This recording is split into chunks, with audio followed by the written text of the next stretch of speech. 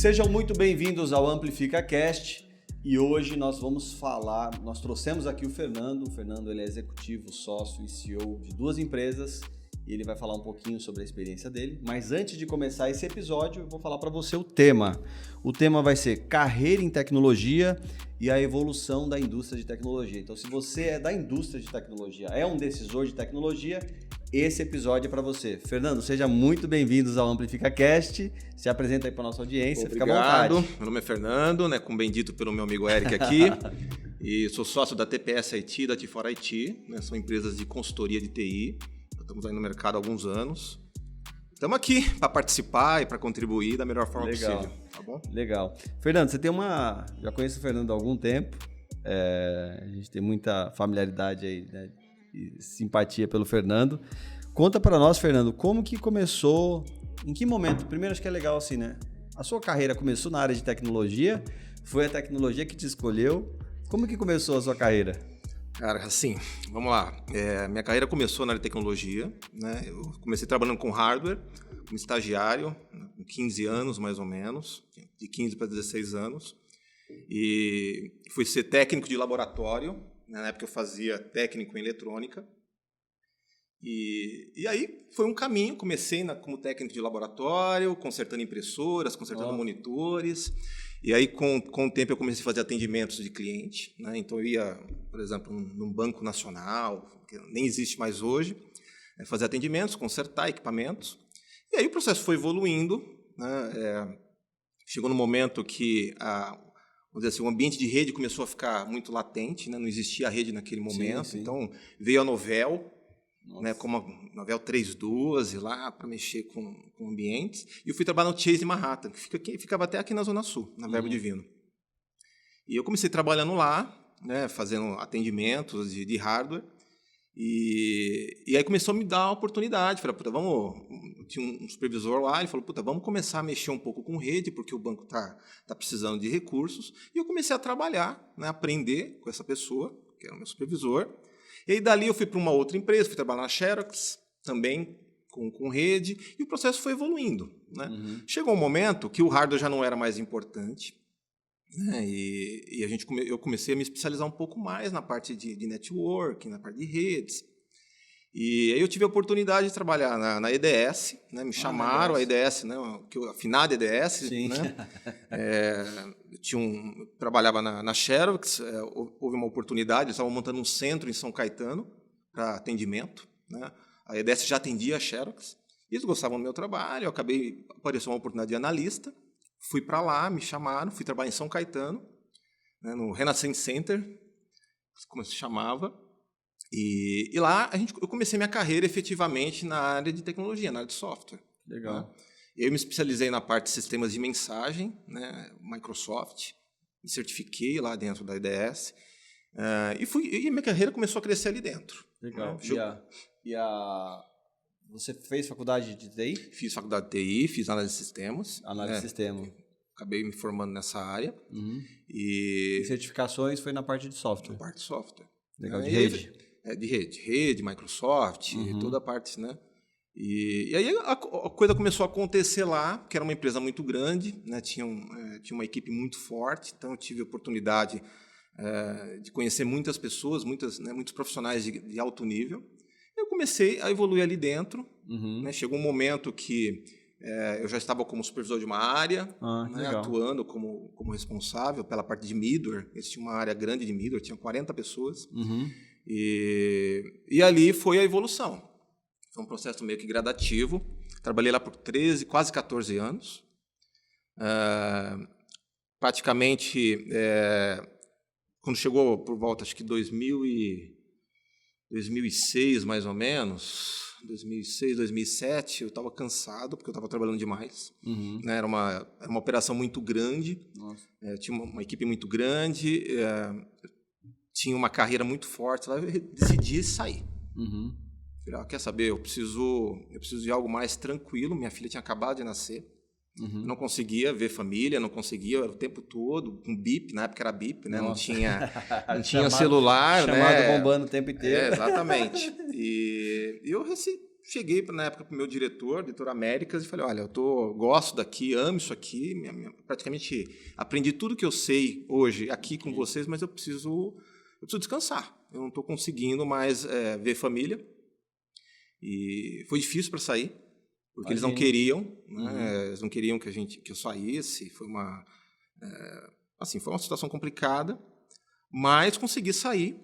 Fiquei em casa um período, descansando, meio, como se fala... E só um pouco assim, pra gente, antes de você falar desse período descansando. Então, você começou na área de tecnologia, com hardware, depois foi se especializando em software. Só para a gente pegar o gancho, porque eu acho importante falar para quem está assistindo, que está na carreira de TI, como que era o seu perfil? Assim? Você estudava depois do horário de trabalho? Como que você decidia, por exemplo, investir na sua carreira para que você fosse atingindo os seus objetivos profissionais, né? Você era legal. Uma pessoa esforçada, fazia mais do que a média? Como que era isso daí? Porque para supervisor, né, você precisa... Olha, eu vou ser muito sincero, eu nunca fui um nerd. Não sou, né? Apesar de trabalhar com tecnologia há muitos anos, nunca fui um fã de estudar, de programar. Nunca gostei de programar na faculdade. Isso era mais hardware, né? Então, assim, eu fiz faculdade, a parte mais difícil para mim foi programar. Né? A parte, vamos dizer assim, as matérias mais complicadas. E, na verdade, assim, eu sempre gostei muito de consertar coisas. Né? Então, quando eu comecei a trabalhar com hardware, foi um dos motivos, porque eu gostava de consertar. Desde muito novo, né? Quebrava alguma coisa, eu queria consertar. Quebrava um eletrodoméstico da minha mãe, eu queria mexer. Por isso que eu fui fazer eletrônica. E aí, da eletrônica, eu fui para a área de tecnologia. Né? Então, essa vontade de consertar as coisas foi o meu maior motivador. Né? E aí, o que aconteceu? No caso da IDS, a IDS era uma empresa que incentivava muito o conhecimento. Né? Então, a gente tinha muita oportunidade de evoluir. Então, as oportunidades apareciam e eu entrava nelas e ia para cima. Né? Passei muitos carnavais estudando, né, um sistema, estudando um cliente, viajando. Então, as oportunidades foram aparecendo. Mas e eu fui pegando. Aproveitar também, eu soube aproveitar, cara. Sabe assim, eu acho que se fosse hoje, eu faria algumas coisas diferentes. Mas tinha medo do trabalho? Não, cara, eu sempre trabalhei muito. Legal. Né, eu acredito nisso. É uma coisa que eu trago para minhas empresas hoje. Os profissionais que trabalham comigo. Sem trabalho, a gente não chega a lugar nenhum. Não adianta você ficar esperando que as coisas vão acontecer. Não vão acontecer, não é assim. Né? Ganhar na Mega Sena é para poucos. A gente tem que trabalhar, a gente tem que batalhar. E você veio só para a gente também contextualizar, você veio de uma família humilde, que já tinha condições? Como que era o seu? Minha família é uma família simples, né? Eu consegui estudar, meu pai me deu todo o apoio. Desde colegial em escola particular? Não, na verdade eu estudei só o técnico no particular, o restante foi escola estadual. Né? Então, eu tenho 2 irmãos. Então, a gente teve uma infância bem estruturada, mas bem simples. Sim. Nada de... Né, não tínhamos luxo nessa situação. Quando você foi fazer o técnico, você pagava porque você trabalhava ou a família ajudava? Na verdade, meu pai ajudou. Legal. O técnico, praticamente ele bancou todo o técnico. Porque eu comecei a trabalhar, ganhava muito pouco, né? Estagiário, ganhava meio salário mínimo na época, eu lembro até disso. Primeiro salário eu comprei um tênis. Né, mas, assim, ele me ajudou. Aí, quando eu entrei na faculdade, aí eu já estava trabalhando, já tinha uma outra situação, e ali eu me banquei. E dali para frente, ele falou, agora eu já fiz minha parte, agora você segue o teu caminho. Legal. Né? E voltando ao assunto da evolução, né, assim, eu diria que, para os profissionais, o que é importante, que eu acho que falta um pouco hoje, eu vejo isso às vezes, e falo isso para os meus funcionários, né, meus colaboradores, é que, assim, se a empresa te dá uma oportunidade, cara, vai para cima. Eu acho que, às vezes, hoje os jovens eles demoram um pouco para entender isso, né? Porque na minha época era mais difícil. Né? Então, a gente tinha que, muitas vezes, ir para cima do teu gerente, do diretor, mostrar e fazer tudo para o cara te dar uma oportunidade. Né? Então, todas que me deram, eu consegui aproveitar bem. Tanto que eu consegui sair de lá numa posição boa. Tenho amigos até hoje, a gente tem um grupo gigante de pessoas da IDS que continuam se encontrando. Né? E isso permaneceu. Isso foi legal, porque a gente acabou criando laços dentro de lá e aquilo, né? Cada um foi para um lado, cada um evoluiu e a gente conseguiu criar um caminho muito interessante. Legal. E aí você ficou nessa empresa, aí você decidiu tirar um momento ali para ficar mais com a família. mais contato, descansar mais, ter mais tempo para você, para suas coisas. Como é que foi? Sabático, É um tempo sabático, sem viajar para fora, né? Exatamente. Cuidando da filha. Cuidando da filha, cara. E como é que foi Foi dali que você começou a empreender? Ou então, cara, assim, a minha história de empreendimento é um pouco antes, né? Assim, eu brinco, né? Eu tava conversando com um amigo recentemente, a gente estava falando sobre isso, e minha primeira empresa eu tinha 8 anos, né? Eu vendia pipa e gelinho. E gelinho, né? Todo mundo faz isso, né? E aí, dali, eu lavava carro. Você lavava carro, né? Eu tinha um amigo meu que fazia a mesma coisa. Eu tinha que comprar um tênis, vamos supor, eu queria um Puma Disc. Aí eu combinava com as pessoas que eu lavava carro. Eu falava, olha, eu vou lavar o carro de vocês 3 meses. Aí 3 meses vocês não vão me dar nada, eu vou lavar, mas quando no final dos 3 meses você me dá o que eu devo receber, porque eu lavei o carro e eu vou comprar o tênis, que eu quero juntar, eu não queria nenhum dinheiro para mim. Mas então, tirando a brincadeira, mas é verdade, né? A gente fazia isso aí quando era criança, mas assim, quando eu trabalhava na IDS, eu acabei montando uma empresinha para consertar computador. Né? Então eu trabalhava lá na parte de suporte, fazendo suporte a sistemas, e no meu tempo livre, aos finais de semana, eu atendia clientes, né? Então foi a minha primeira empresa. Inclusive, com CNPJ, bonitinho na época. Tudo, né? E aí, depois que eu saí da IDS, fiquei quase um ano ali descansando, dando uma reorganizada na vida, né? Eu me separei. Né? Aí eu estava terminando um período de mudanças, né? Que eu estava cansado, tudo, acabei me separando, né? E aí foi outra mudança de vida, né? Porque eu tinha toda uma estrutura, né? E acabei tendo que repensar a minha vida naquele momento. E foi nesse momento que me veio a falar, olha, eu vou montar um negócio. Preciso montar alguma coisa, eu sempre tive vontade, já tive algumas pequenas experiências, né? Vendendo gelinho ali, consertando.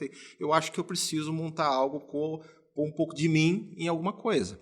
E eu comecei a pesquisar, né, ver o que eu poderia fazer. Só que o que acontece? A coisa começou a apertar, porque um ano, eu falei, eu preciso trabalhar, fazer alguma coisa enquanto eu tento montar esse negócio, aparece alguma coisa, eu não vou montar nada de suporte, porque não tem sentido, já é uma coisa que já está ultrapassada, o pessoal já está em sistemas, e sozinho é difícil você ter uma ideia e pô-la em prática. Né? E aí eu consegui, através de um amigo, ir trabalhar na HP. Né? Trabalhei um ano na HP, que depois comprou a EDS, né? Foi até engraçado, né? HP comprou a EDS. Eu tive um amigo no MBA que trabalhou na HP, que foi comprado que comprou a EDS. Comprou a EDS, que ele veio da EDS. Eu trabalhei na Natura, né? Pela HP, fiquei lá um ano praticamente trabalhando na Natura como coordenador lá dentro, pela HP. E nesse período, né, eu comecei a pesquisar um pouco mais, vi que tinha algumas áreas interessantes, área de sistema, área de rede, área de consultoria. Falei, por que eu consigo fazer? O que é importante para fazer? Né? O que eu posso, como é que eu posso levar o meu conhecimento? E aí eu acabei saindo da Natura, lá da HP, e fui trabalhar numa empresa de consultoria, de ITSM, de governança de TI. Legal. Né? Foi um amigo também, que hoje é meu sócio, falou, Fernando, tem uma vaga aqui na área de vendas, eu não estava muito feliz lá trabalhando na HP, não estava muito legal. Eu falei, cara, eu estou querendo montar uma empresa de consultoria, eu acho que é uma oportunidade de eu aprender um pouquinho como é que é esse mundo de governança, o que eu posso fazer para, em paralelo, eu montar alguma coisa. E fui trabalhar na área de vendas lá. Né? E esse meu amigo, ele era consultor, né, que hoje é meu sócio. E a gente começou a fazer um trabalho lá dentro. Começou a trabalhar, começou a evoluir, e a coisa começou a fluir. E aí eu acabei trabalhando lá um período, né? Trabalhei lá praticamente um ano e pouco mais ou menos, comecei a ter uma noção mais desse processo de governança, acabei saindo de lá e fui trabalhar numa outra empresa de serviço maior. Né? E lá eu conheci um amigo, também foi sócio da minha primeira empresa, né? E lá a gente começou a trocar ideia. Vamos trabalhar na área de governança, tem oportunidade. E foi lá que veio o start de montar a primeira empresa. Né? Foi a Business Station. A gente montou Business Station. Né? Uma empresa de consultoria também focada em TI. A gente praticamente a gente começou ela em paralelo com o trabalho que a gente tinha nessa outra empresa. E o que acontece? Apareceu um edital. Olha a loucura, né? Apareceu um edital do Banco da Amazônia, a gente viu uma oportunidade, um edital de ITSM, de governança, nós estamos montando um negócio, cara, vamos tentar. Eu tinha um amigo que trabalhava lá dentro, que era um consultor, que hoje é meu sócio, que é o que trabalhava com a gente nessa consultoria. Ele estava fazendo um projeto lá. Ele falou, cara, tem um edital aqui de ITSM. Eu acho que se a gente fizer um trabalho em conjunto, vocês conseguem entrar e tentar participar do processo. Eu não tinha nenhuma ferramenta de ITSM. Não tinha parceria com ninguém. Só tinha eu e meu sócio, meu ex-sócio. E entramos nesse edital. Conseguimos documentação, deixamos o processo tudo certinho, entramos nesse edital. Com o apoio desse meu amigo lá dentro, a gente conseguiu ganhar o edital. Passamos, ficamos em primeiro lugar, né? E aí, quando nós ganhamos, eu olhei para a cara do outro e falei, tá, e aí, como é que a gente vai atender o termo de referência? Né? Como é que a gente vai implantar uma solução se a gente não tem nenhuma solução aqui? Fui no Google, procurei soluções de ITSM. Vieram 3, mandei e-mail para as 3, uma me respondeu. Né? Tinha um representante aqui que era a Shadow Software. Né? E aí o representante na época me falou, eu tenho uma ferramenta legal, a gente pode fazer uma parceria. Fizemos uma reunião, fechamos uma parceria e eu implantei a solução. A gente conseguiu, fizemos um projeto, ganhamos a conta. E foi assim que começou. Né? E aí a Business teve uma trajetória interessante, ela cresceu muito, a gente chegou a ter quase 50 funcionários. Né? Grande parte dos contratos, né, de Sharon no Brasil a gente acabou ficando com a gente. Né? Esse representante que inicialmente começou, que veio com a gente nos ajudar, ele acabou desistindo de representar a Sharon e a gente assumiu a Sharon aqui no Brasil. E aí começamos a fazer um trabalho. Né? E aí foi crescendo. Um contrato aqui, um edital aqui, um privado, o processo foi acontecendo, a empresa foi crescendo e o processo foi acontecendo. A empresa cresceu num momento que a gente tinha que fazer uma mudança. E aí é um ponto importante, que nós chegamos a um momento que a gente tinha uma estrutura muito grande, só que a gente não conseguia vender para suportar essa estrutura. Né? E aí foi quando a gente começou a ter problemas. Sim. E aí foi quando a gente acabou decidindo vender a empresa. Como a gente tinha uma carteira de clientes bem interessante, teve uma empresa interessada, acabou comprando essa carteira. Né? E aí, nesse momento, eu fiquei sem empresa. Eu falei, vendemos, acertamos as coisas. Eles assumiram a Business Station e depois mudaram a empresa, né? Assumiram a carteira. E aí eu fiquei, o que eu vou fazer agora? Né? Vou empreender de novo? Vou montar outra empresa? E aí com esse meu amigo, o Marcelo, que é meu sócio hoje, ele também estava trabalhando com a gente, falou, cara, vamos montar uma outra empresa. Eu acho que tem oportunidade aí, né? Quem nos comprou não vai dar foco naquilo que a gente estava fazendo, eles queriam só a carteira de cliente. Falei, vamos falar novamente com a Sharon e vamos montar um outro representante aqui.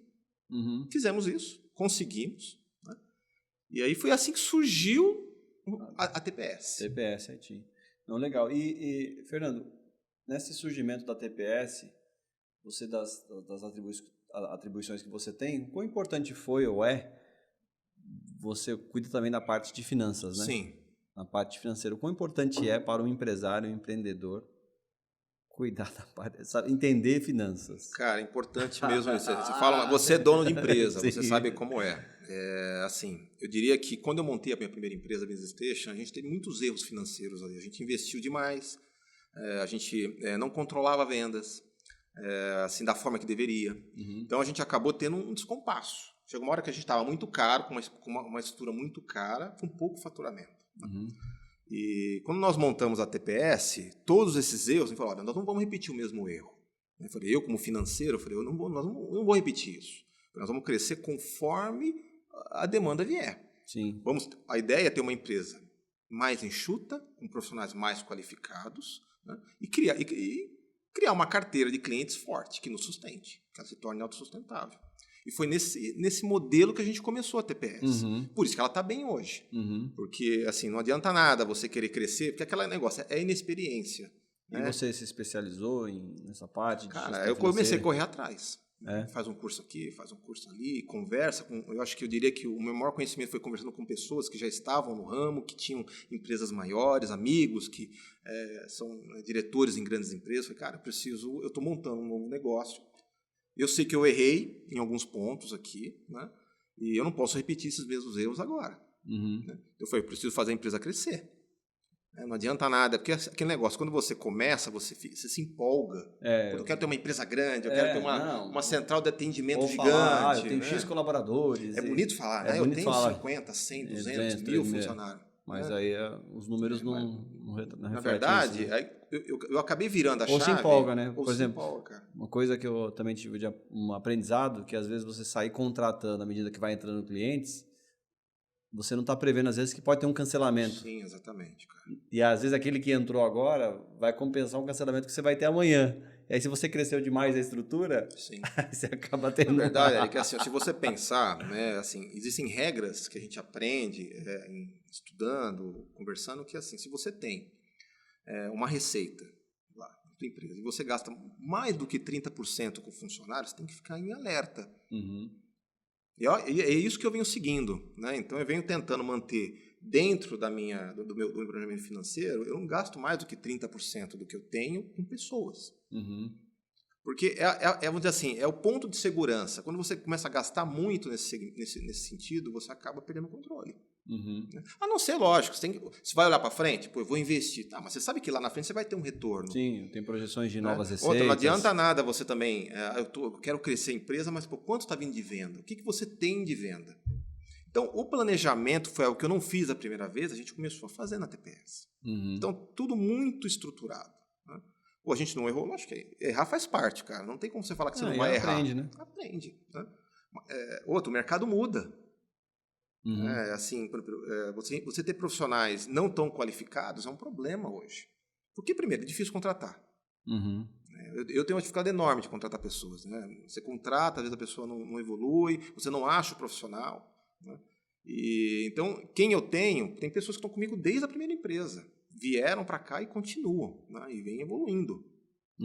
E eu diria que, assim, a principal lição é cuide das finanças, né? Garanta isso, porque não tem negócio que vai para frente se você não tiver controle. Não, e é até interessante, né? Porque mesmo você que tem uma experiência técnica, você tem propriedade do que você fala, da parte técnica, a gente percebe que você também desenvolveu esse skill. Sim, cara. Né, na parte financeira, né? Exatamente. Então, você, por exemplo, tem bagagem de propriedade para falar de ITSM, tem propriedade técnica para falar disso, daquilo, outro, de às vezes sentar numa negociação e conversar sobre diferentes assuntos, mas você também se especializou na parte de finanças, né? De governança financeira, né? A gente acabou tendo que evoluir, cara, não teve jeito, né? Foi uma coisa meio que a forceps, assim, eu tive que aprender, Legal, né? Porque eu sabia dos erros. Eu falei, puta, como é que eu não repito isso aqui agora? Né? E outra, certas coisas, por exemplo, eu tinha uma equipe grande lá de administração, né? Então, muita coisa eu não tinha um controle. Agora, o processo vai passar tudo por mim. Legal. Porque assim, eu tenho o driver, né? Eu e os meus sócios hoje, né? A gente sabe o que tem que ser feito. Então, toda tomada de decisão ela é planejada. A gente não faz nada na base da emoção. Sim. Né? E outra, sabe o quanto pode foco, crescer, cara. O quanto pode contratar, o quanto precisa diminuir, exatamente. O quanto pode retirar também, né? Exatamente. Assim, a gente até recentemente eu tive uma reunião com o meu pessoal comercial e tem alguns pontos que a gente sempre toca. Eu falo, galera, se você tem foco, se você tem atitude, se você tem conhecimento naquilo que você está fazendo, né, as coisas fluem. Você trabalha, né? Você trabalha, cara. Se você não conhece aquilo que você está fazendo, o que você está vendendo, o que você está fazendo, o que quer que seja, você não vai conseguir evoluir naquilo. Se não tiver foco, a gente focou a TPS, eu sou focado. Não adianta eu querer fazer, por exemplo, outsourcing, não é meu negócio isso. Vai ter uma curva de aprendizagem. Vou fazer desenvolvimento de sistemas, também não é o meu core, eu não tenho essa especialização. Os meus profissionais não têm esse gabarito, esse conhecimento, cara. Energia, eu não queria fazer tudo, cara, porque TI é muito grande. Sim, Se você quiser fazer tudo, você não vai fazer nada. Então a gente acabou focando, né, tanto a TPS como a Tifora, elas são focadas num nicho de mercado, né, que vem se modificando. Né, a tecnologia não para. Você pegar, quando eu comecei e hoje, cara, são mundos totalmente diferentes. Não tem nada a ver uma coisa com a outra.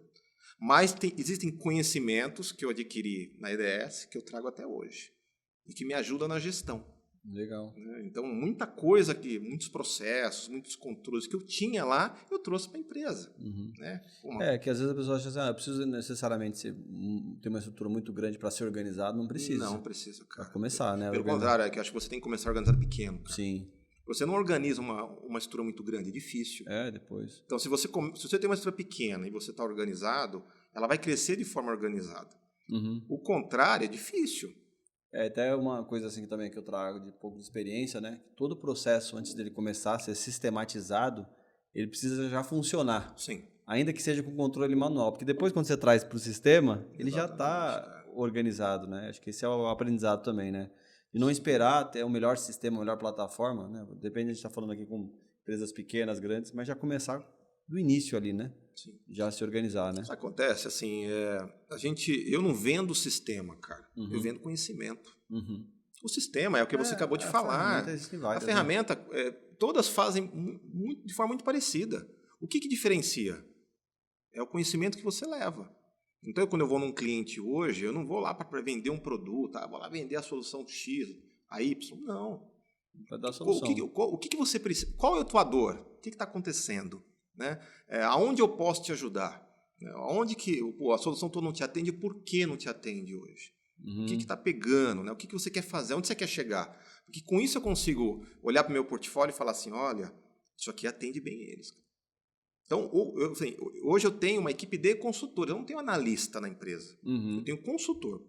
O vendedor é consultor, o executivo da empresa é consultor. Né? O atendente lá, ele é um consultor, porque ele não vai resolver lá o binário do cara. Não é esse o objetivo. Né? O cliente, quando liga para a gente, é porque ele precisa de algo. Sim. Né? Então, e para isso você tem que ter maturidade. Sim. Por isso que é difícil você trazer uma pessoa nova, porque essa pessoa lá vai ter que entrar no ritmo. Né? Fernando, e como que você divide o seu tempo? Né? Você tem várias atribuições dentro das empresas que você tem, dos negócios que você tem. Como que você divide o seu tempo, por exemplo? Eu dedico 30% na parte administrativa financeira, na parte... Porque você se envolve também, né, em coisas de metas comerciais, sim. Novos projetos, novos produtos. Como que você olha, né, tudo isso que você tem para fazer na semana e como que você procura flutuar entre as áreas? Porque você tem hora que está com um chapéu, depois está com outro. Eu criei uma rotina, cara. Foi até principalmente por causa do home office, né, da pandemia e todo mundo em casa, eu acabei criando uma rotina onde eu tenho já um processo de manhã, né? Começo a trabalhar 9 horas, todos os dias, dificilmente isso é diferente. Faço vou dizer assim, um checkpoint daquilo que está acontecendo no dia. Primeira coisa que eu faço, o que está acontecendo, se tem alguma coisa crítica, algum problema na operação, porque eu acabo sendo back-office de tudo isso. Sim. Né? Faço meu trabalho financeiro ali, né? Que eu tenho que fazer já planejado. E faço, numa sequência, normalmente eu faço 1 hora, 40 minutos de marketing. Entro no LinkedIn, faço post. Relacionamento, falo com alguém. Então, eu faço todos os dias. Né? Então, todos os dias eu estou ali vendo o que está acontecendo. Aí, daquilo eu acabo indo para estudar alguma coisa, para aparecer um assunto. Está falando do chat GPT, porque ele está integrado com tal. Puta, onde tem um texto? Deixa eu ler alguma coisa sobre isso. Porque é outro ponto importante. Se a gente não conhece, se você não está atento ao que está acontecendo, como é que eu vou numa reunião com o cliente? Como é que eu vou conversar, vou criar ali uma relação com o cara, muitas vezes, que não tá, às vezes não está antenado. Sim. Ele tem uma necessidade e não enxergou aquilo ainda. Ou ouviu falar e ele vai te perguntar, vai te testar. Né? Para esse cara tá alinhado com o que está acontecendo. Então, eu faço um trabalho muito, muito organizado. Eu faço um trabalho ali pela manhã financeiro, administrativo, na sequência faço um marketing, e estudo um pouco todos os dias. Né? E com o home office você tem uma rotina diferente. Né? Eu tenho um filho pequenininho de 2 anos, então imagina também, você tem que dar um pouco de atenção para a família, então também me organizo para isso, na hora do almoço, tá junto com a família um pouco. Depois que morre não adianta, não, né? Não tem jeito, cara. Não tem jeito. E você falar também que você não vai, não tem jeito, você tá ali, o filho vai ali, papai, preciso falar com você, vamos brincar, então você acaba tendo um pouquinho de tempo para isso também, né? E isso é legal porque isso aproxima. Né, que eu falei, mudou, porque quando estava no escritório você está o tempo todo trabalhando. Agora você tem que dividir, a família está ali junto com você. Né? Apesar de eu ter um espaço reservado, tudo certinho, você tem que ir lá dar uma atenção. Acabou aquilo, passou aquele período do almoço, volta a trabalhar. Foco, E né? aí você tem... minhas reuniões, 90% são à tarde. Eu não gosto de reunião de manhã. Porque de manhã eu faço toda a organização do dia. Sim. Então, normalmente eu tenho 2 reuniões. Eu tenho reunião com a equipe. A gente tem agendas pré-definidas com o comercial, agendas com a área técnica. Uma vez por semana eu vou para o meu escritório em São Paulo, que a gente tem lá uma base lá no Allianz, né, lá dentro do Allianz. Né? Não é palmeirense, é palmeirense? Não, eu não sou, cara. Eu sou corintiano. Meu sócio é palmeirense, né? E toda vez que eu entro lá, queima um pouco aqui e tal, né? Mas, tirando a brincadeira, o lugar é maravilhoso lá, né? Mas, assim, uma vez por semana a gente vai para lá, se reúne, faz uma reunião de diretoria, discute os pontos, os problemas, as ações, e o processo flui, cara. Né? A gente hoje organizou bem a empresa, então eu tenho uma área técnica que funciona sozinha, então tem uma gerência que toma conta, a gente raramente é envolvido. Foi uma luta construir isso de uma forma que a gente não precisa se envolver mais. E aí o restante do pessoal administrativo e comercial, cara. Eu falo, todo mundo vende, né? Tirando a área técnica que está mais focada ali, o restante das pessoas todos são vendedores. E aí é relacionamento. Sim. É organização, é controle e tudo mais. E como que é essa questão da TPS IT? Você comentou lá, né, da parceria com a Cheryl, que já é de longa data. Sim. Isso trouxe vários benefícios, né, de você ter um parceiro estratégico, né, global, né, Sim, global, que entrega soluções e tudo mais. Quanto isso foi importante para a sua operação e para o sucesso da TPS? Cara, assim, conforme eu comentei com você, a Cheryl apareceu numa necessidade, né, e acabou virando E naquela regra que o empreendedor não pode dizer não, né? Não. Apareceu a cara, concorrência. Tem que acontecer, cara. E, assim, você faço. Faço, bora. Como? Já vendi, já vendi, eu tenho que entregar, né? E quando a Cheryl veio, a gente começou a entender um pouco mais do mercado, né? Viu que realmente assim, ela tinha uma tecnologia diferente naquele momento, né? Diferente das outras, e foi um dos motivadores. E a gente começou a investir nisso. Né? A empresa cresceu, se estruturou e tudo mais. E, assim, na verdade, não houve precisa ser uma ferramenta americana, japonesa, brasileira, não. Se adaptou à necessidade do cliente, né? Tinha requisitos, né? Ela tinha que ser certificada, ela tinha que estar no Gartner, e era uma solução que estava assim naquele momento. Né? Então foi um motivador da gente poder seguir com a parceria. E isso foi crescendo. Né? Na medida que você vê que tem negócio, a gente, durante muito tempo, toda vez que eu entrava numa concorrência, a minha solução era uma das poucas que tinham toda aquela certificação. Né? Só que isso foi mudando, lógico, outros foram evoluindo, outras empresas vieram para o Brasil, a ServiceNow veio para o Brasil, outras, a CA já estava aqui há muito tempo, então eram soluções que já estavam no mesmo nível, e aí começou uma guerra no mercado, né? Aparecia um edital, aparecia uma RFP, todo mundo participava, quem tinha o menor preço levava, porque a tecnologia era muito parecida. E isso veio desde 2009, cara. Né? Eu comecei a parceria com a Shell, na verdade, na outra empresa, em 2009. Nossa, já faz uns 14 anos. 14 anos. E aí veio evoluindo, o processo foi acontecendo, né? Só que a Shell foi vendida. Cheguei a comentar com você que, né, a Ivanti comprou a Shell, né? A Ivanti é uma empresa muito maior, um grupo, na verdade, eles têm várias empresas. E a Cheryl acabou tendo, acho que faltou investimento, porque eles eram muito focados num único produto de gerenciamento de serviço. Né? E isso foi ficando, né? Porque você vinha uma ServiceNow que tinha uma plataforma com serviços de automação, serviços de inteligência artificial, chatbot e tudo mais. Né? E a Cheryl muito focada ali no ITSM, em alguns processos de negócio, e acabou ficando limitada. E chegou uma hora que eu acho que o negócio lá já não virou, e aí ela foi vendida.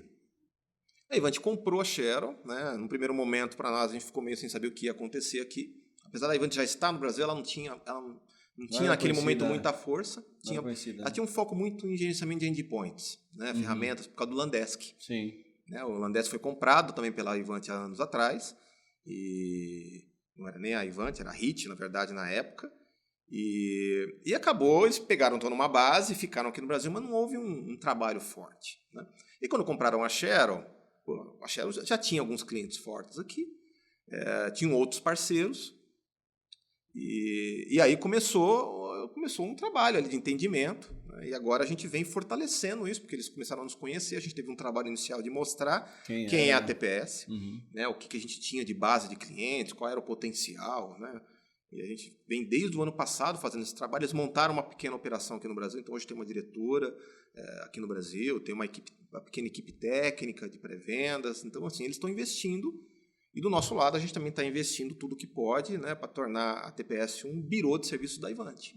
Esse é o nosso objetivo no momento, é realmente ser referência, né, prestando serviço não só no Brasil, mas como na América Latina, porque eles têm uma estrutura pequena.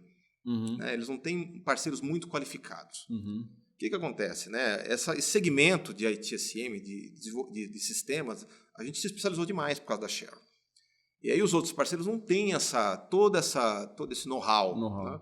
Então isso a gente acabou saindo na frente, porque eu tenho profissionais qualificados, e isso agradou, interessou a ele. Falou, eu tenho um parceiro técnico que pode suportar inclusive outros parceiros, né? E acabar fazendo com que a coisa evolua aí dentro. E a gente vem nesse trabalho com eles aí bem interessante, de fortalecer essa relação. E tá indo bem, cara. Eu diria que assim, a gente vive um momento complicado, né, no mundo, muitas mudanças, né, mudanças tecnológicas, mudanças políticas, mudanças, né, organizacionais, né, da economia mundial. Então tá todo mundo um pouco ainda, né, tentando ver para onde nós vamos. Né? Existe um problema de relação agora, né, Estados Unidos, Brasil, né, também outra coisa que está surgindo aí que a gente não sabe como é que vai ser.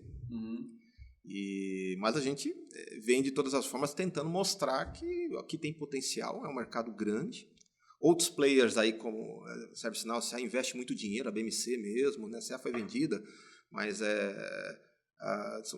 hoje muitas empresas americanas que vieram para cá e prosperaram, criaram uma estrutura muito grande, e o que a gente vem trabalhando com eles é que eles façam o mesmo, né?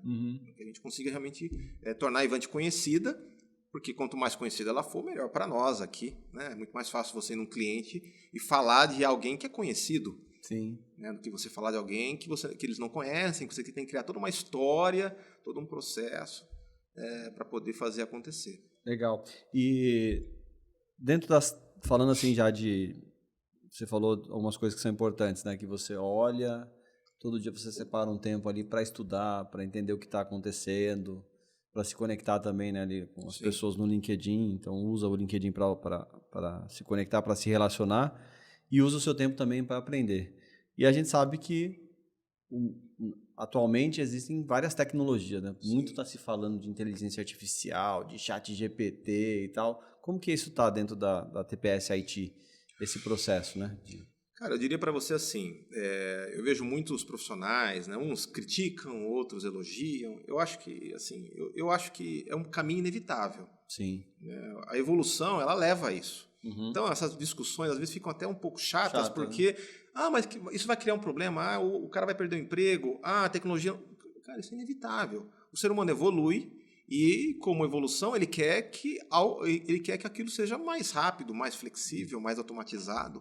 Né? Não foi assim na Revolução Industrial? Sim. Né? Pô, cara, nós estamos vivendo uma outra evolução. Tudo se transforma. Tudo se transforma, cara. A gente está se transformando. Eu acho que eu encaro isso como um presente. Vou ser muito sincero. Eu vou viver isso.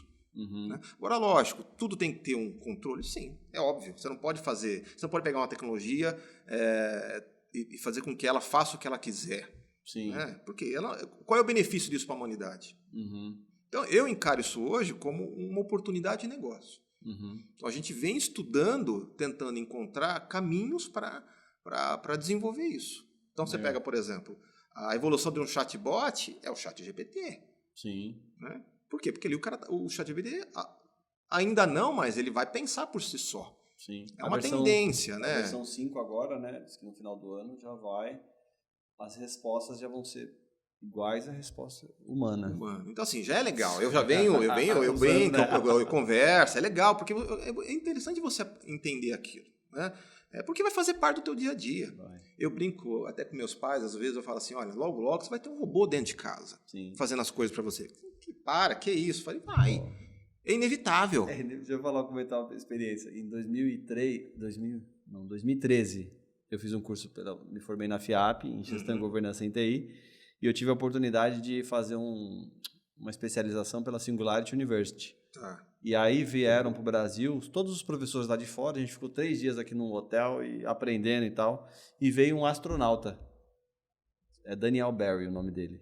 Aí a gente foi almoçar, isso em 2013. Aí ele tem uma fábrica de robô nos Estados Unidos.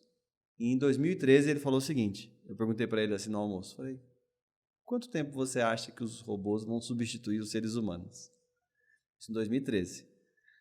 A gente estava numa mesa num restaurante lá, ele falou 15 anos.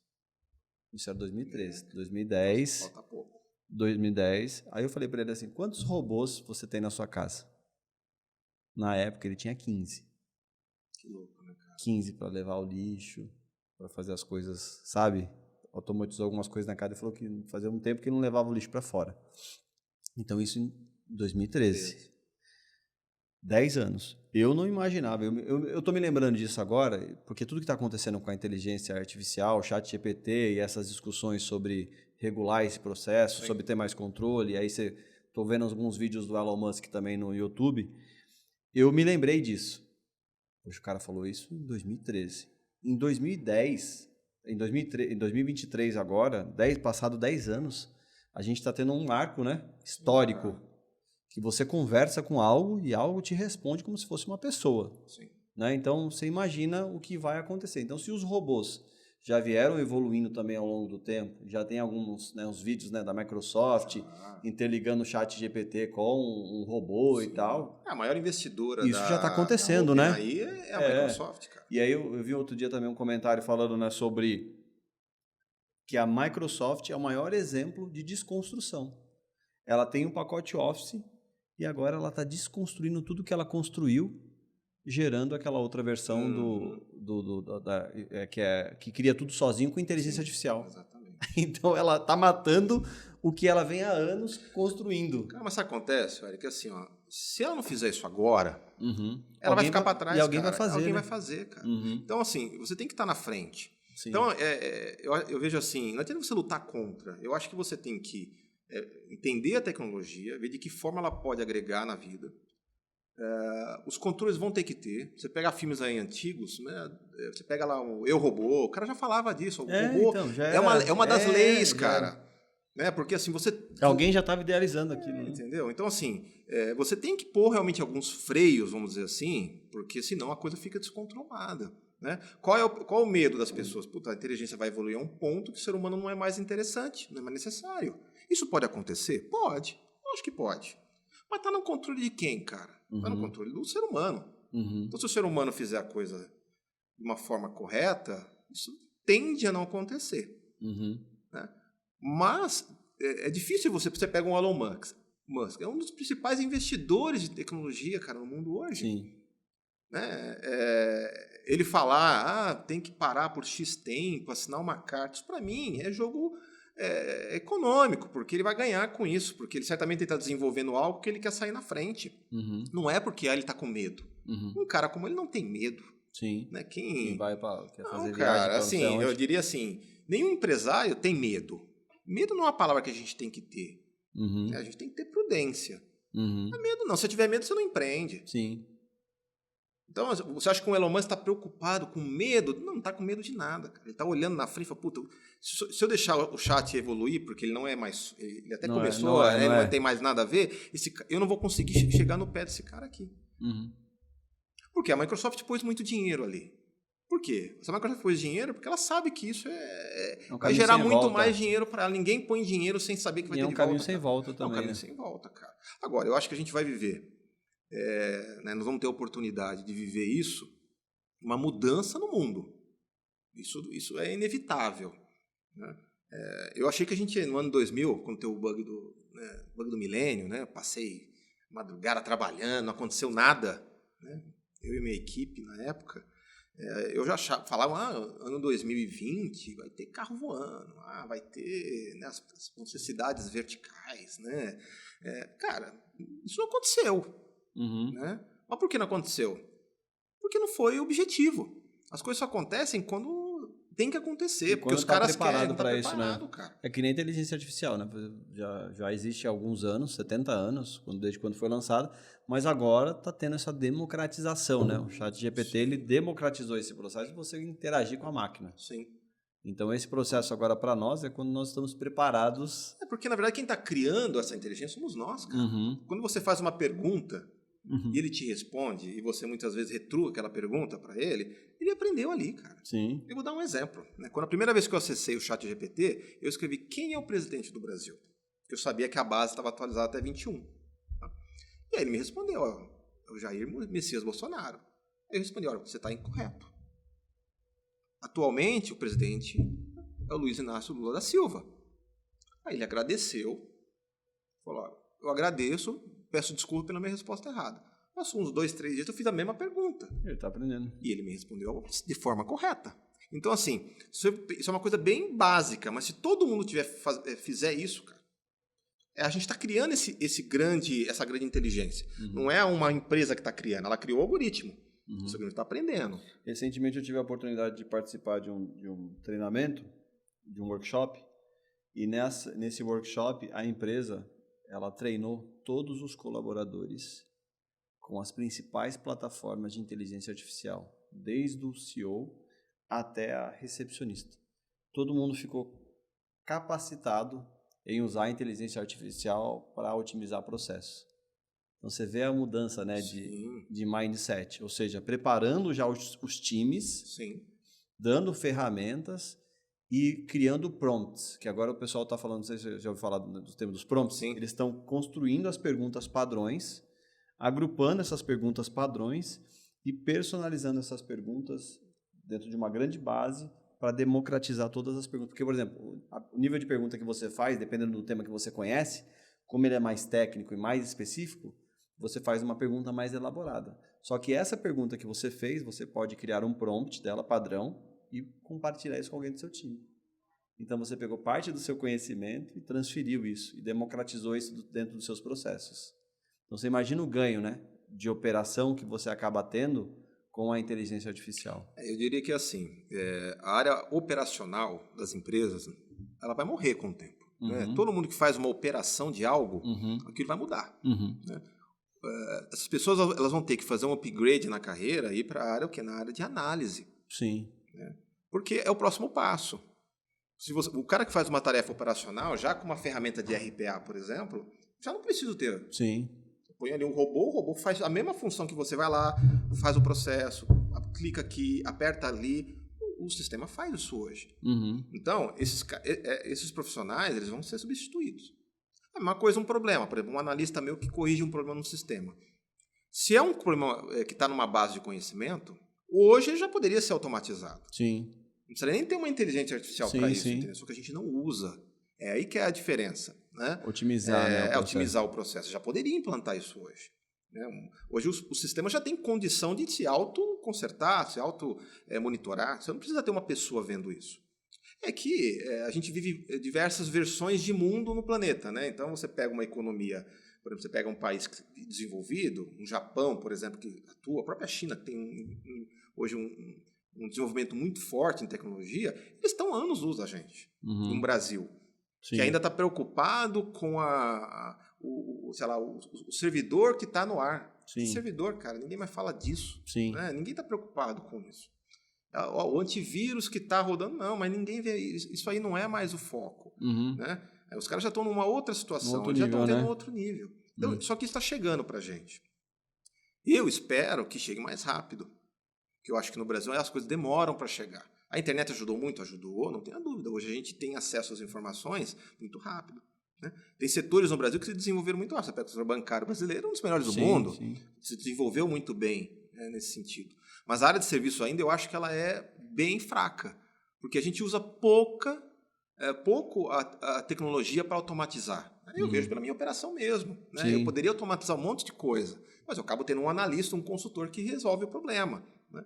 Então, esses profissionais realmente têm que evoluir. Porque vai chegar um momento que eles não vão mais trabalhar nisso. Eles vão trabalhar no back-office do processo, cara. Só usar todas essas tecnologias como um assistente. Né? Isso aí é inevitável. Né? Não tem como. Eu vi outro dia, né? Os profissionais que vão desaparecer com a inteligência artificial. Aí tem vários, né? Cara de suporte, cara de marketing. Porque o cara vai lá, me cria um texto sobre tal produto para vender. O chat cria. Né? Falei, tá, legal, mas e o sentimento? E o feeling? Que não é um texto. Né? Você capturar aquilo que a pessoa quer não é fácil. Sim. Eu acho que a gente ainda vai demorar um pouco para ter isso, né? Porque é aquele negócio, a relação é algo que faz a diferença, cara. Né? Você não vende se você não tiver criar um relacionamento. Sim. Não adianta. Você pode pôr proposta, pode fazer o que for. Se você não criar um relacionamento com a pessoa que você está tratando, não quebrar aquela barreira, Sim. Você não vai vender, cara. A confiança. É a confiança. E isso ainda vai levar tempo. A máquina vai levar tempo. Você vai confiar numa máquina sentada na tua frente? Assim, ela vai negociar com você? Ela é binária. Por mais que ela tenha evolução, ela não vai ter o sentimento humano. Para certos tipos de negociação, certos negócios, é bom. Porque o humano às vezes atrapalha. O sentimento atrapalha às vezes. Uma pesquisa que falou que a inteligência artificial descobriu um câncer no estágio inicial. Não, beleza. Ótimo, cara. Eu acho maravilhoso. Sim. O ser humano vai viver 150 anos porque vai ter várias tecnologias. Tá, legal. É bom? Sei lá se é bom também, tenho dúvidas. Eu tenho dúvidas se é bom viver 150 anos, entendeu? Mas assim... No mundo do jeito que tá, tenho dúvida. Não, cara, não sei se é bom, mas vamos pensar que seja bom porque vai ter cura de doença, a pessoa vai envelhecer mais lentamente, e por aí vai. Tudo é legal, é bom, mas será que é o caminho? Agora, se você usar isso para isso, eu acho ótimo. Agora, os profissionais vão ter que sair um pouco da caixa para poder enxergar outros horizontes, cara. E a gente já vem pensando nisso.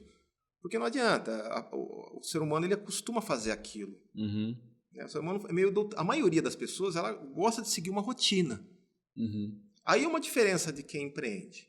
Quem empreende não segue tanta rotina. É verdade. A gente pensa fora da caixa. Eu sei que você para pensar muitas vezes, é o que eu faço também, cara. O que eu vou fazer? Como é que eu posso melhorar isso? Eu tenho, lógico, todo mundo tem rotina.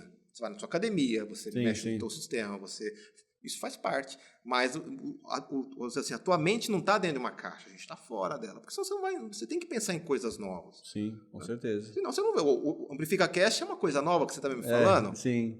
Foi uma ideia nova? Pô, legal. Né? Na TPS a gente também está tentando ter ideias novas, integrar, fazer coisas diferentes, trazer, por exemplo, soluções que não existiam integração. Então, hoje, por exemplo, eu consigo ter lá a minha solução como um orquestrador de verdade, com soluções integradas, buscando ali, de repente, um dado dentro de um sistema do cliente, mostrando para o cara que ele pode ter tudo aquilo numa única estrutura.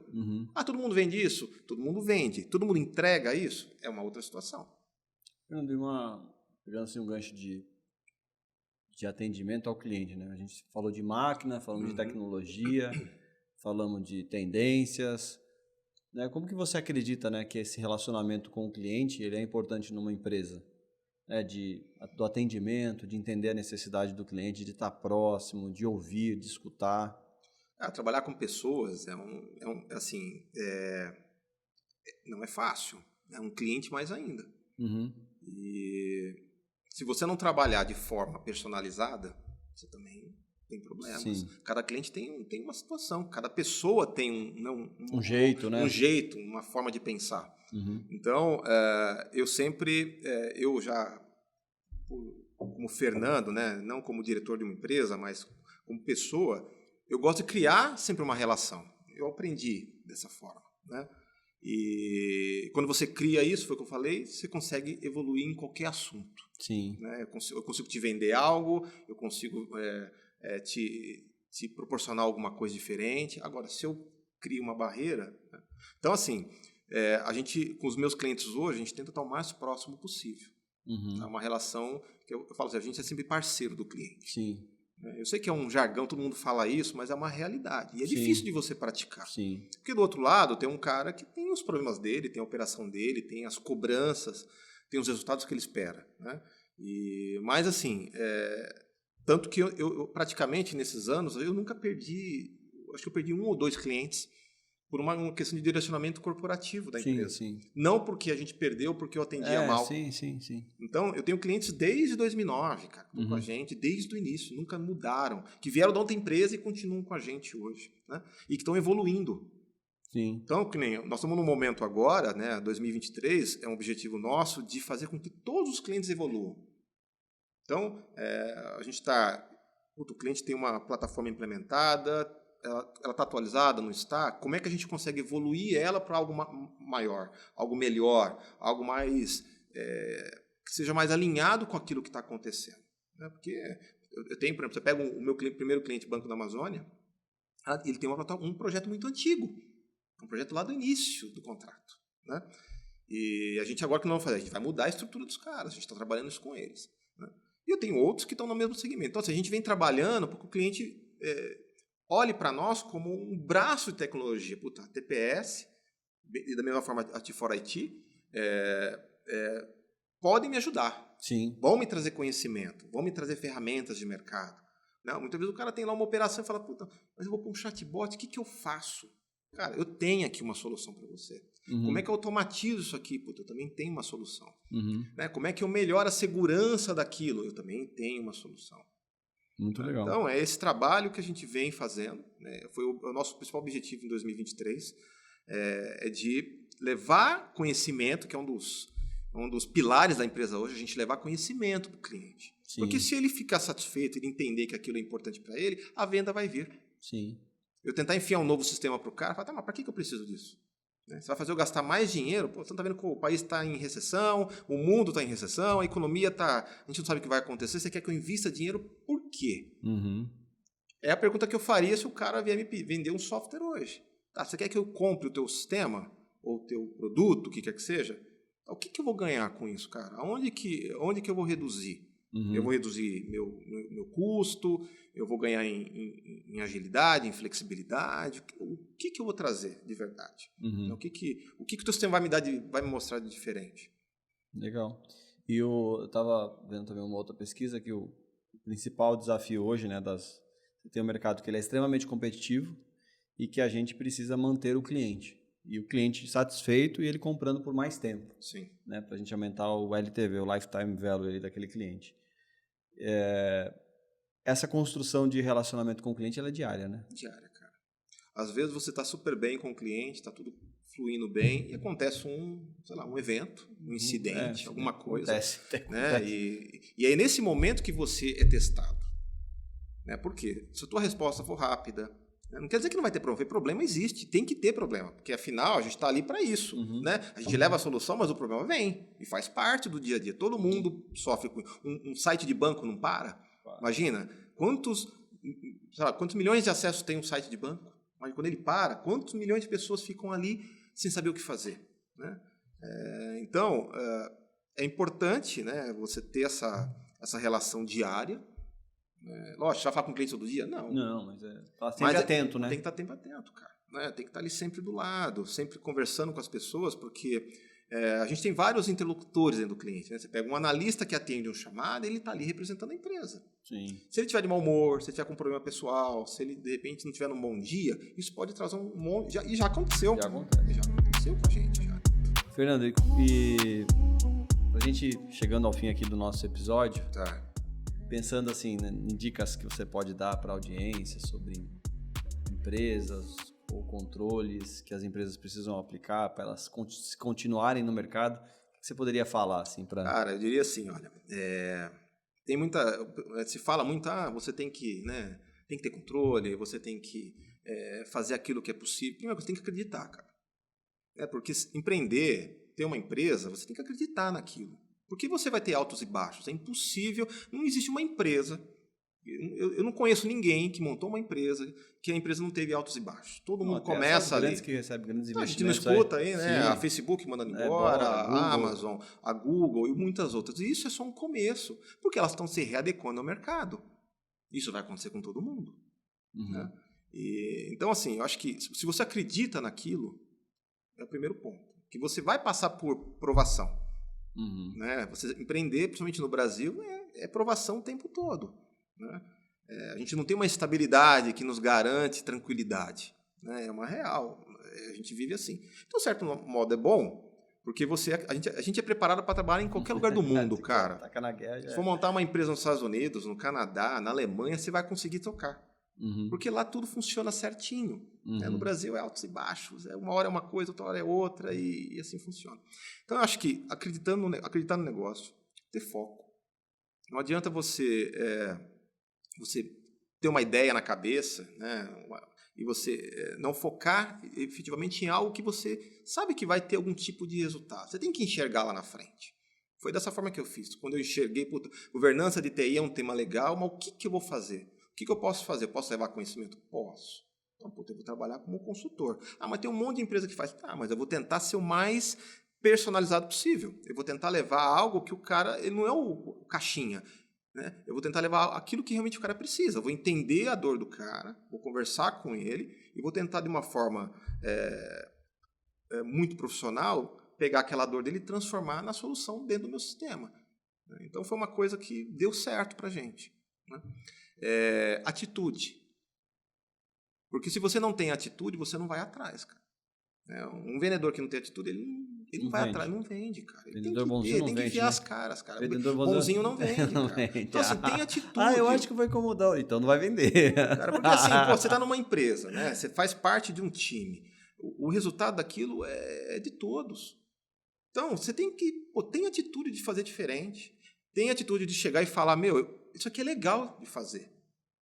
Antigamente, né, eu acho que nas gestões muito antigas, né, era difícil você levar uma ideia para um diretor, para um dono de empresa. Hoje a gente pede isso. Sim. Eu peço para as pessoas que trabalham comigo, né, para o meu time, eu falo, cara, me fala. O que você acha que eu posso fazer? Trazer os feelings também, né? Porque tá ali no campo de batalha, né? Porque são visões diferentes. Eu não sou dono da verdade, né? Eu não sou mestre de nada. Eu estou ali trabalhando junto com vocês. A diferença é que eu tive atitude, que eu tive coragem de montar algo. Uhum. Né? Mas agora, assim, eu não estou sozinho. Eu sozinho aqui não faço nada. Se meu time não estiver comigo, não estiver jogando junto, não estiver com o mesmo pensamento, cara, não vai para frente.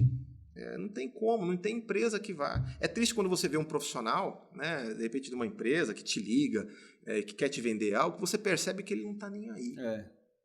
Eu fico triste. Às vezes me liga um profissional de uma empresa, quero te vender tal coisa, quero não. E você percebe que o cara ele não está nem um pouco preocupado. Ele está preocupado com o número de ligações que ele tem que fazer. Né? A gente tem que pensar que é melhor você ter qualidade naquilo que você vai levar do que quantidade, cara. Por que adianta ligar para 200 pessoas, sendo que nenhuma vai querer o teu produto? Se eu ligar para 10 e uma quiser, já foi melhor. Mas é a mensagem, é como você faz isso. E tem até um ponto que vai ser o tema do nosso evento, que a gente vai fazer agora dia 20, que entra um pouco nessas dicas que você falou, tem a regra do 5,95. 5%, 95%. Ou seja, 5% das pessoas, dos decisores, estão prontos para comprar o nosso produto e o nosso serviço. E 95% não estão. Concordo plenamente. Esses 5% estamos brigando nós e a nossa concorrência, Exatamente. Os times comerciais, os SDRs, para captar essa demanda que existe. Sim. Ou seja, eu preciso contratar o seu produto ou o seu serviço. E os 95% que não estão? A gente precisa criar um relacionamento de médio a longo prazo. E a forma da gente criar esse relacionamento de educação no médio e longo prazo é trabalhar a presença digital, é trabalhar conteúdo, é trabalhar a relação no mundo digital com esses clientes, com esses potenciais decisores que amanhã podem se lembrar de nós. Aí você trazendo, só para a gente encerrar aqui, eu tive uma ideia, né? Trazendo o encerramento aqui do nosso episódio, você falou que investe tempo nas redes sociais, no LinkedIn, para criar, né, esse relacionamento.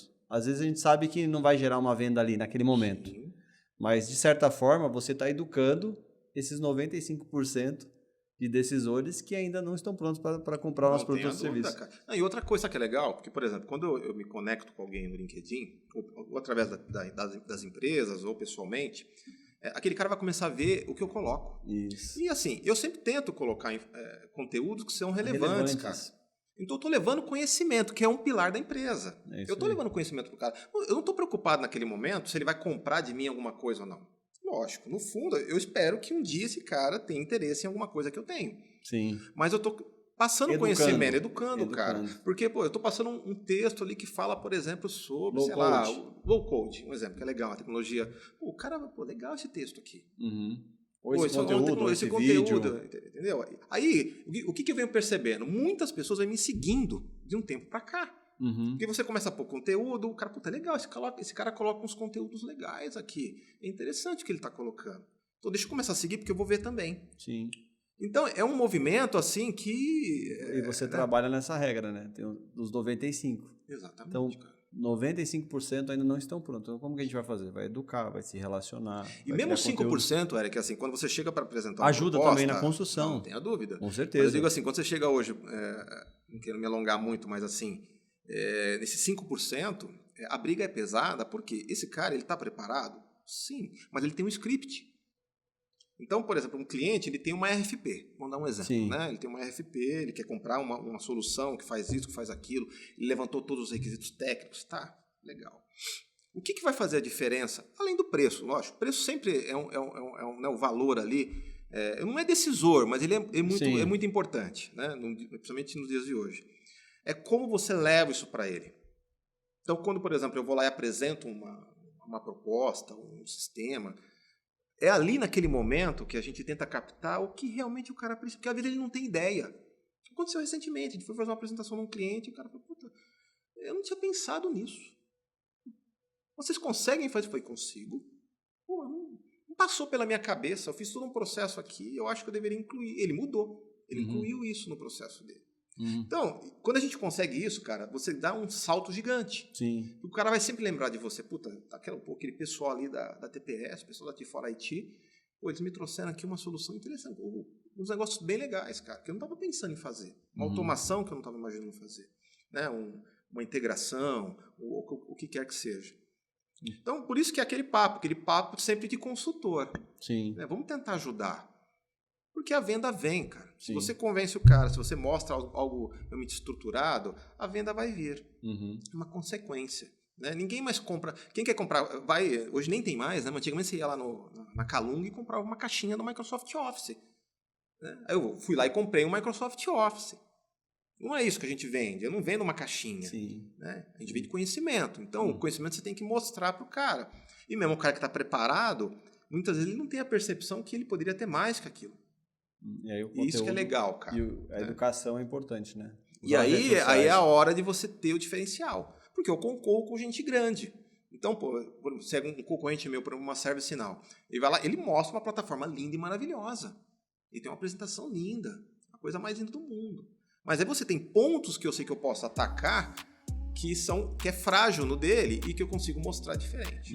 E aí a balança se equilibra. Aí você vai com uma disputa de preço, o que quer que seja, né? Então é legal isso, cara. Eu acho que é... Muito bom essas dicas que você deu. Presença digital é importante, né? Não tenha dúvida, cara. Para educar o mercado. Estamos chegando ao fim do nosso episódio. Eu vou deixar o Fernando fazer o encerramento do nosso episódio. As redes sociais do Fernando vão estar também na descrição. Se você tiver alguma dúvida ou quiser falar com o Fernando diretamente, você pode contatar ele no LinkedIn. Muito obrigado. E acompanhe aí todos os episódios do Amplifica Cast. Fernando, muito obrigado. Cara, eu agradeço você, agradeço a Amplifica pela oportunidade. Né? Eu estou à disposição aí para quem quiser conversar um pouco, bater um papo. Né? Espero estar aqui de novo. Legal. Tá? Espero ter outras oportunidades aí. E vamos em frente, gente. Vamos acreditar que as coisas acontecem. É isso aí, esse é o pensamento do empreendedor. Obrigado, pessoal. Até logo. Valeu. Tchau. Até mais.